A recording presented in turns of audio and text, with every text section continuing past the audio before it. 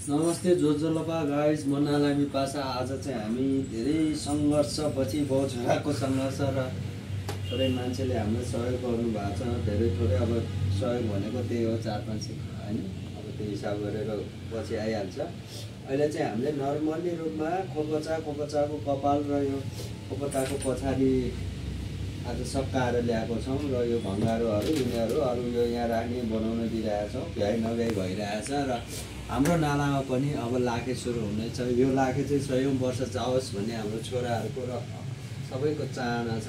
यो लाखेलाई हामी अब भाइहरूले उनका चाहिँ धिमे खल प्र्याक्टिस गर्दैछ नाच्नलाई र हामी चाहिँ भगवत्थानमा नाच्दै एउटा ठाउँमा पूजा गरेर सुरु गर्छौँ। नर्मली हामी यो वर्षमा गाई जात्रा पछि नै रमाइलोको लागि निकाल्छौँ र डबली डबलीमा नचाउँछौँ।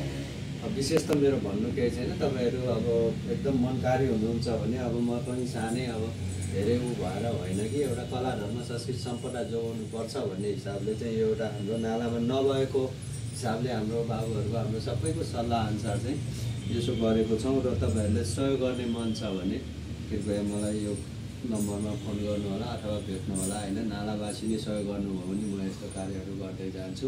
अहिलेलाई खासै भन्नु केही छैन। खास चाहिँ तपाईँहरूलाई निम्त चाहिँ शनिबारको छ। शनिबार हामी 12 बजीदेखि हामी सुरु गर्छौँ होला। सबै गर्दाखेरि अब सुरु गर्छौँ। आउनु होला, रमाइलो हेर्नु होला। कुनै कमेडी फुल कमेडी पनि हुनसक्छ, त्यो चाहिँ सस्पेन्समा छ। तपाईँहरूलाई त्यो पनि हुनसक्छ। हामी रिहर्सल गर्न भइरहेको छैन। धन्यवाद।